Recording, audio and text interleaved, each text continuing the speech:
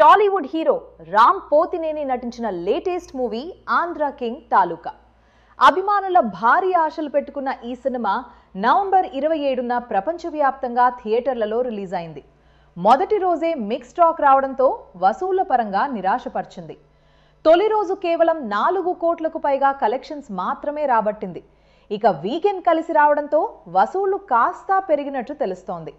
ఈ movie release అయిన 3 రోజుల్లోనే ప్రపంచవ్యాప్తంగా 16.5 కోట్ల గ్రాస్ వసూళ్లు రాబట్టింది. మూడో రోజు ప్రపంచవ్యాప్తంగా 5 కోట్లకు పైగా కలెక్షన్ సాధించింది. నెటి కోట్ల మార్కను దాటేసింది.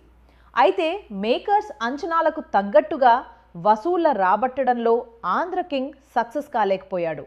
ఈ మూవీ బ్రేక్ ఈవెన్ సాధించాలంటే ఇప్పటికే 50 కోట్ల గ్రాస్ వసూలు చేయాలి. కానీ 3 రోజులైనా ఆ మార్క్ దరిదాపుల్లోకి కూడా వచ్చేలా కనిపించడం లేదు. దీంతో ఈ మూవీ వసూళ్లపై మేకర్స్ ఆందోళన చెందుతున్నారు. కాగా మరిన్ని తాజా వార్తల కోసం మా ఛానల్ని లైక్ చేయండి, షేర్ చేయండి మరియు సబ్స్క్రైబ్ చేయండి.